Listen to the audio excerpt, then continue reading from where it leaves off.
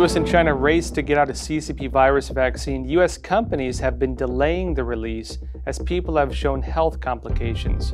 China, meanwhile, is skipping key trial phases altogether and has given the experimental vaccines to hundreds of thousands of people. The U.S. has recently made moves to build relations in the Asia region as a challenge to the CCP's influence, and China is now trying to push back against this diplomacy. I'll be taking a closer look at this. Also, after Project Veritas released videos showing ballot harvesting in the U.S., several news outlets criticized them for spreading false information. Project Veritas may now sue some of these outlets.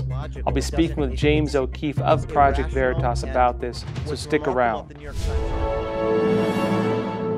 Welcome back, everyone. First off, some breaking news. With the vaccines for the CCP virus, U.S. companies have been putting their vaccine trials on hold due to negative reactions from some of the patients. And the CCP is doing the opposite. The regime has been giving experimental vaccines to youths and has been criticized for skipping key stages of trials. Johnson & Johnson paused its vaccine trial after a volunteer contracted an unexplained illness, and AstraZeneca also put its vaccine study on hold after a participant in the UK showed adverse reactions. Now in China, however, VOA reports that the state-owned China National Biotech Group has given 2 different experimental vaccines to around 350,000 people. It also donated 200,000 doses of a vaccine that's still in the trial phase. Another company, Sinovac Biotech, injected 90% of its employees and their family members with the vaccine, which is about 3,000 people overall. Now, Dr. Jennifer Huang Bui, an epidemiologist and China expert at the Rand Corporation, told VOA that actions like this can have an opposite effect, and the damage from that can cause people to distrust a vaccine once it's released. The CCP is pushing forward regardless, however. It's injecting people with the vaccines regardless of them skipping steps in the trials. China National Biotech Group said it will give 2 vaccine candidates for free to Chinese students in Beijing or Wuhan who are heading overseas to study, and that's regardless of the ages of the students. Now, what are we seeing here? The Chinese Communist Party is using what it's called vaccine diplomacy. The vaccines are directly tied to the image of the Chinese Communist Party. If the vaccines work, it boosts up the Chinese Communist Party's image. It's racing against the West to release a vaccine. It's viewing this as a competition. If the U.S. gets its vaccine out first, that is a blow to the image of the CCP and their medical research. If the CCP gets it out first, they believe they can not only, say, have the image of having gotten it first, that it pumps up the image of their researchers in China, but they can also use it for diplomacy. They're doing that in different parts of Asia, they're doing that in different parts of, let's say, Latin America, they're doing it in different parts of Africa, and so on.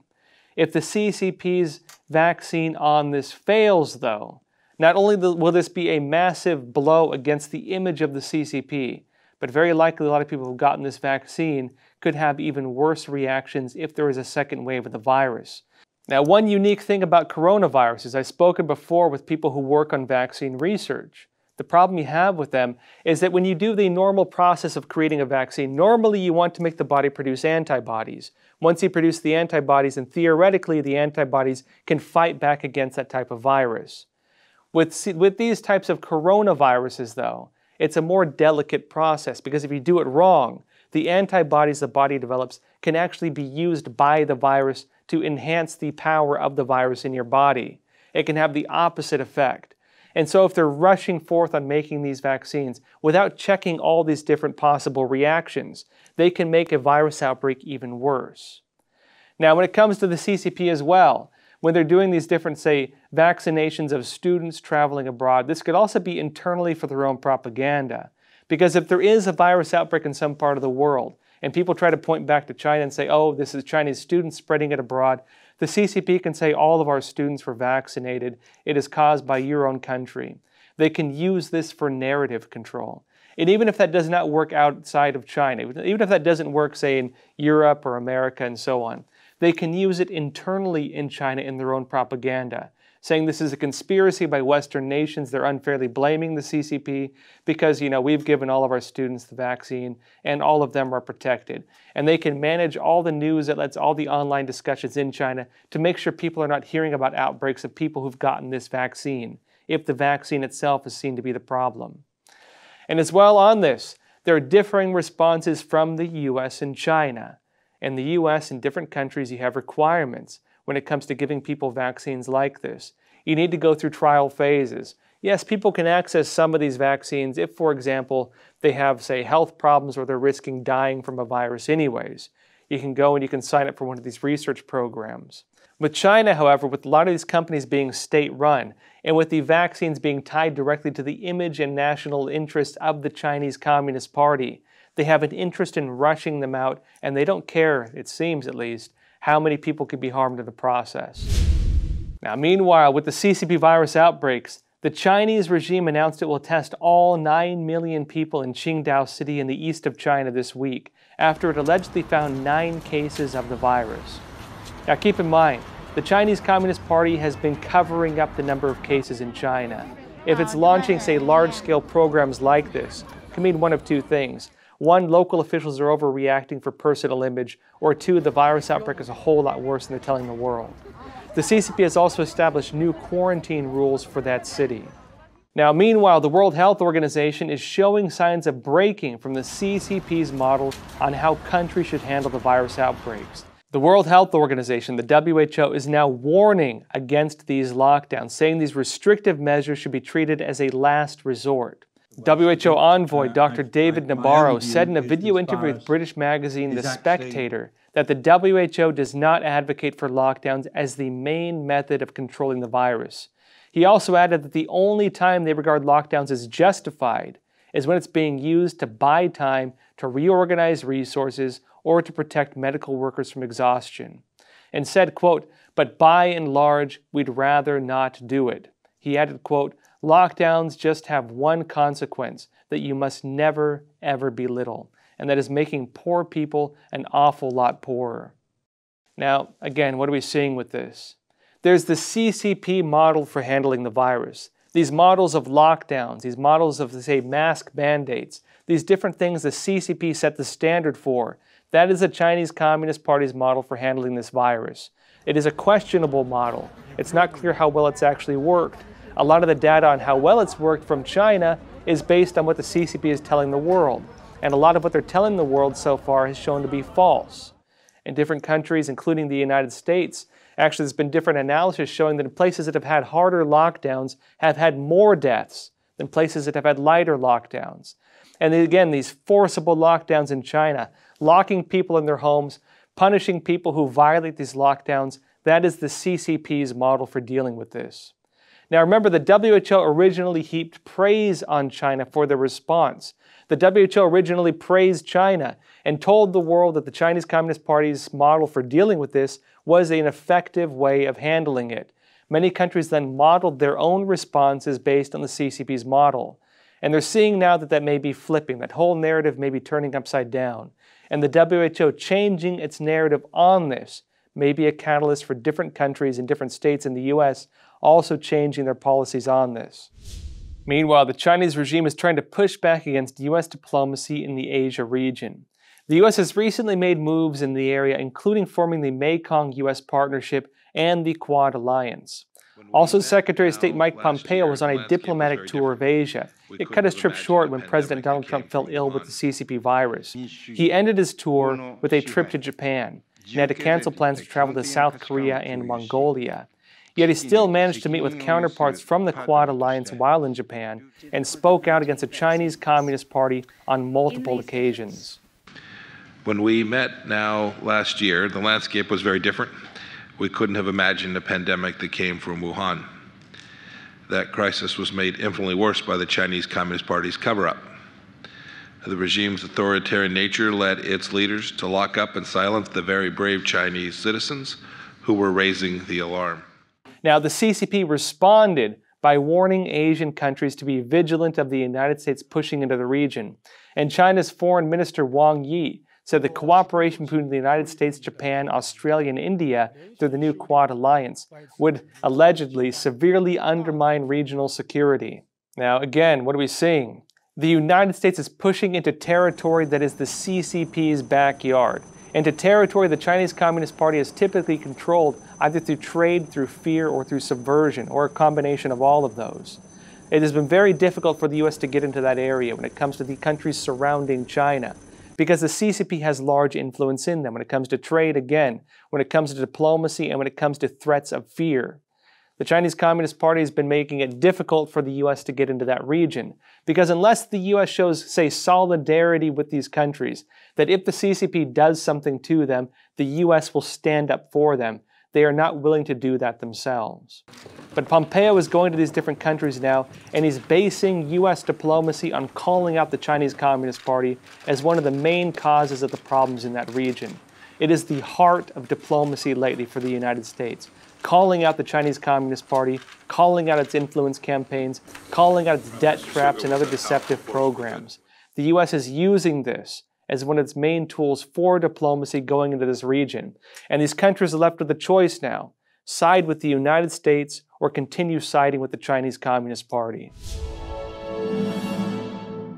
And now for the broader stories for today. Now, first off, Kim Jong-un, the leader of the North Korean Communist regime, and CCP leader Xi Jinping allegedly exchanged letters of pledges to support each other in a conflict. In an October 1st letter, Kim Jong-un congratulated Xi on the 71st anniversary of the CCP's founding.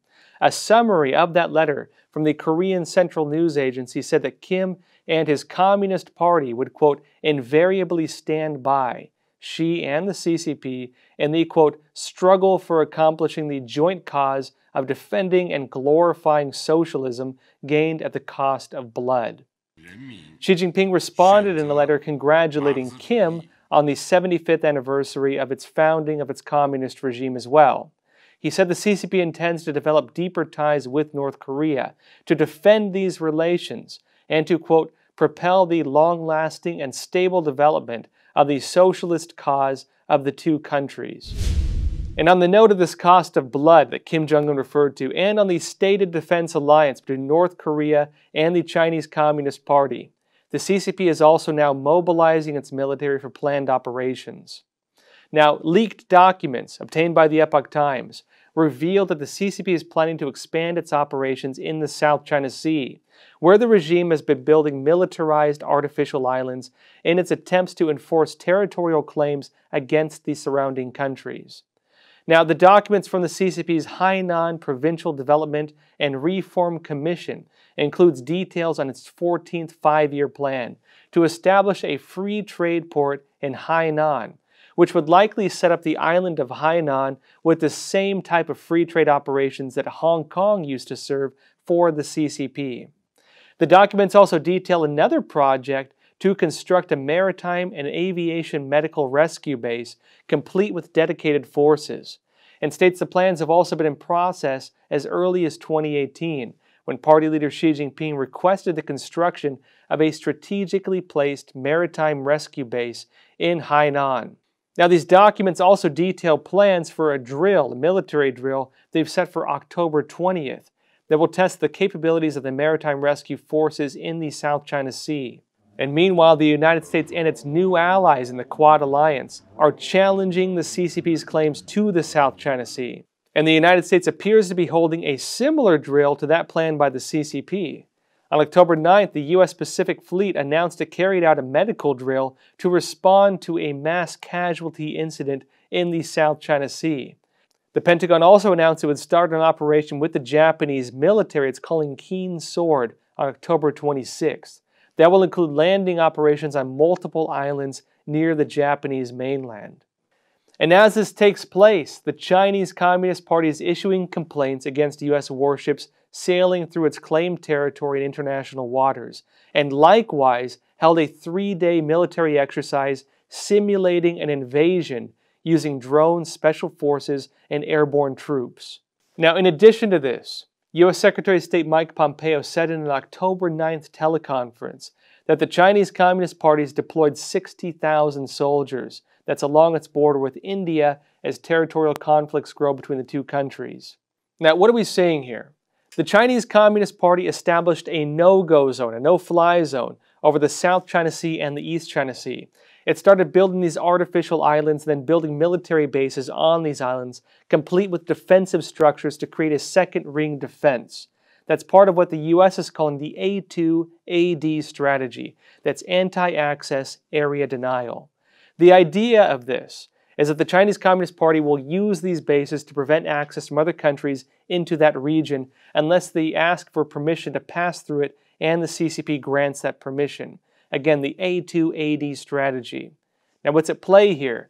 The Chinese Communist Party, in its own words, is using what they're calling the cabbage strategy. And it sounds goofy, but hear me out. The Soviet Union had a similar strategy they called the salami strategy. The idea of this was simple. The Chinese Communist Party, its military, described this as a layered defense strategy. So first they send in, say, fishing boats into one area. Then they send in Coast Guard ships to guard the fishing boats. Then they send in military ships to guard the Coast Guard ships. Then they build islands or artificial structures in order to base those military ships. Using that strategy, using this ringed defense system, they gradually take over that region. That's the idea of the cabbage strategy. And you might remember as well, when the CCP first announced it was going to start building these military bases, that was when this Malaysian Airlines plane went down in the South China Sea, or at least around that area. And the Chinese Communist Party, one of its generals, announced at that time that they would need to build military islands, build artificial islands for refueling stations for rescue operations. And so as the CCP right now is talking about building this new base for rescue drills, that's the same narrative they used when they began building these artificial islands. And so again, when they make announcements like this, if you understand in context of this so-called cabbage strategy, as they call it, when you understand it in that context, the Chinese Communist Party uses these things strategically. It's not just for rescue operations. It serves many other purposes as well. And oftentimes it's again just the spearhead for a broader operation.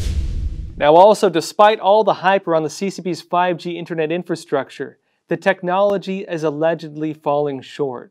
According to Voice of America, many of the hundreds of thousands of high-tech wireless towers that the CCP has been constructing for its 5G network only remain operational for half a day.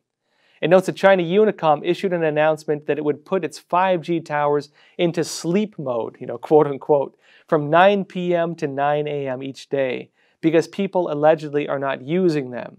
And similar policies are also being picked up by the CCP all across China. Now, when it comes to 5G systems, I know it's controversial. When it comes to these technologies, the question is not whether or not it will be built. The question is not whether, different countries are going to build fifth-generation telecommunications technology. The question is who is going to control it. The Chinese Communist Party, as part of its One Belt, One Road initiative, has been going into countries all around the world and building this infrastructure. They've been pushing hard with this infrastructure, and implemented into it is the CCP's different forms of high-tech tyranny, things like the social credit system. These high-tech technologies meant to monitor people and control the local populations. If the CCP is allowed to build this technology in these different countries, they're also exporting their form of government, and they're also building up the, technological infrastructure in these countries that they in turn control to a large extent. This is a system of control. The United States, India, and Japan are also now trying to push back against that. They're building their own 5G systems. And now we're seeing the CCP is having issues with its technology, that it may not be functioning as well as they claim it is. And this is pretty well known. Technically, the CCP's 5G technology, it needs a whole lot more infrastructure, and it's a whole lot less effective than the, mainline countries like Japan and the United States that are building this as well. Now, in other news, the National Pulse revealed in an exclusive report that the New England Journal of Medicine, which has taken a pretty heavy anti-Trump stance, is partnered with a publishing house tied to the Chinese Communist Party. It notes that the journal, which was encouraging U.S. voters to out Trump over his response to the CCP virus, has boasted of its, quote, extensive links to the Chinese Communist Party. Among these links is a partnership with the Shanghai Science and Technology Publishing House, which is a subsidiary of the state-approved Shanghai Century Publishing Co. It notes that the publishing house states on its website that it was among the first batch of national excellent publishing houses named by the CCP's propaganda department, and also states that it's under the, quote, guidance of the party and the government's publishing policies. Now, what are we seeing? Oftentimes, when you're dealing with Chinese companies, it is a Faustian deal. If the Chinese Communist Party gives you some benefits, if it gives you discounts, if it, say, allows different trade agreements, oftentimes it means they want something in return. And oftentimes you're going to lose out a whole lot more than you're going to gain. Now, you might remember when it comes to these publishing houses, Reader's Digest saw what happens when these publishing houses have to follow the CCP. Back in 2014, Reader's Digest had to cancel the publication of an article in Australia because one of its publishing houses it was using to print that was in China. And they said because the article talked about human rights abuses in China, they could not publish it. And so again, with Reader's Digest, that article, these ones talking about Chinese human rights abuses, were not even for publishing in China. They were merely using a Chinese publishing house to print it, and they refused to print it. Because again, they have to follow Chinese law, just like this one is saying they have to do. Now, meanwhile, Project Veritas recently released a series of investigative videos showing what is allegedly incidents of ballot harvesting, which are allegedly illegal. We'll go into that. After these were released, the New York Times claimed that it was deceptive, and following this, Project Veritas announced that they will be suing the New York Times unless they retract that article. To learn more about this case and the original investigative report, we've invited to speak with us James O'Keefe, founder of Project Veritas. Let's jump into that now. James O'Keefe, it's great having you back on Crossroads. Josh, great to be with you. So you recently published this series of videos talking about alleged ballot harvesting and possible vote fraud taking place in Ilhan Omar's district. After you published those videos showing people harvesting ballots, talking about it, and also giving corroborating interviews based on that, a lot of media have come out and attacked you. Can you tell us about what's going on and why you're filing these lawsuits? Well, Josh, the New York Times did one of the most despicable things I've ever seen in my life, and that's saying something. The New York Times came out and said it was part of a, quote, probable disinformation campaign, keyword probable. And that was based upon, quote unquote, Stanford researchers who went and found, I met with Mike Lindell, the My Pillow guy, and a couple other people and embargoed, media embargoes of the video ahead of time. That's the Minnesota ballot harvesting video, because Project Veritas relies upon social media influencers to get the message out because of corrupt institutions like the New York Times. The New York Times justified that it's part of a, quote, disinformation campaign because we shared the video ahead of time with social media influencers. And they called the videos, quote, deceptive, unquote. There's nothing in the videotapes that are deceptive. And the New York Times attacked the quote, unquote, unverified evidence. They said there's no evidence to support the claims. They said we used anonymous sources. Well, that's rich because the New York Times' entire tax return story used anonymous sources and didn't show any documents whatsoever. So what we have here, Josh, is an unbelievable, I've never seen anything like this in my career. I've been through a lot of lawsuits. Project Veritas has never lost a lawsuit, not one. But I've never seen, this isn't just hypocrisy. It's pathological for the New York Times to report that I'm using anonymous sourcing when you can actually see the faces in the video, you can hear the voices, you can hear the intonation of the people on tape saying, we don't care that it's illegal. You can hear Liban say, here's all my absentee ballots. And they attack my integrity. So I've had enough. Our lawyers have sent 2 letters demanding a retraction, particularly on the deceptive language. And if they do not retract, we are filing a defamation lawsuit in federal court.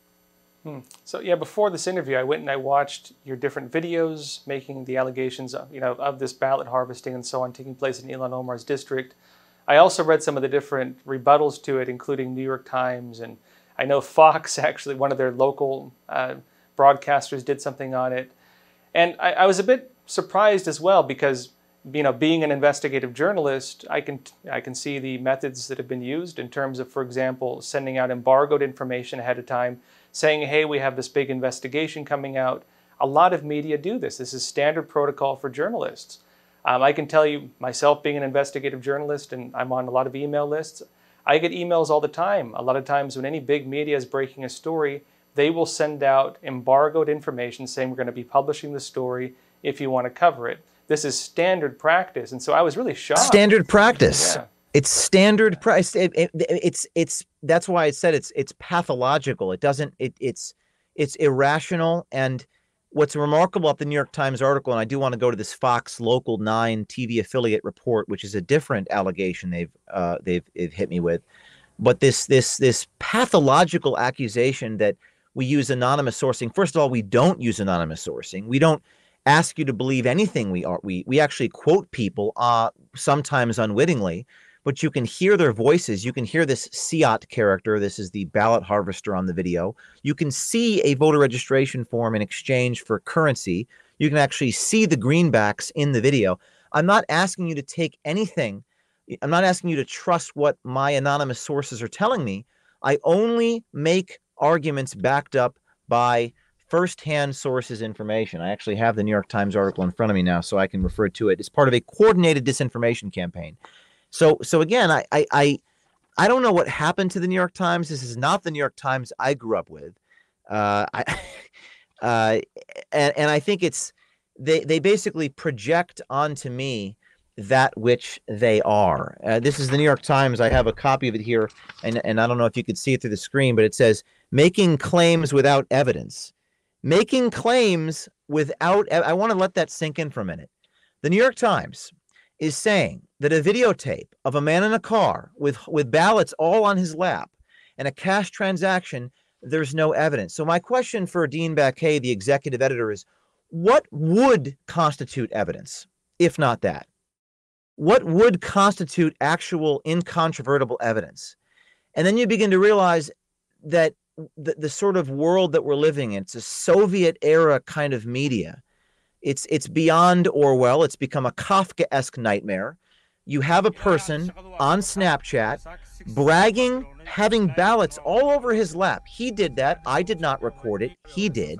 He goes on local Fox 9 News and he says, well, someone bribed me to do this. Are you suggesting, Liban Mohammed, that someone paid you to put all those ballots in that car? Because that's not what you said, but that's what everyone is propagandizing and picking up at this point. So I've pushed back aggressively. I've asked Fox 9 to retract. By the way, Josh, I reached out to Fox 9. They didn't even publish my comment. So if you're a responsible, investigative reporter at a local TV affiliate and you ask me for comment and I give it to you, they didn't even publish my denial. They just published the guy who broke the law and published what he said, his rationalization. It's like going and talking to a bank robber and saying, well, did you do it? No, I didn't steal 100,000. I stole 20,000 and I did it for charity. So this is the sort of world we're living in. I've never been more passionate about something in my life. I feel like we're fighting the entire machine. This comes on the heels of the director of the FBI saying there's no such thing as voter fraud. We show the voter fraud. We show it systemically. We're over the target. And that's why these people are indeed coming after us. Now, with that said, folks, again, we're broadcasting 5 days a week, Monday through Friday. Also, every Sunday, I do a live Q&A, 10:30 p.m. Eastern Time, so be sure to join us. Also, if you want to support Crossroads, please consider joining us on Patreon. You can find the link to our Patreon page in the description below. And if you haven't already, also, please don't forget to like and subscribe. It really helps this channel.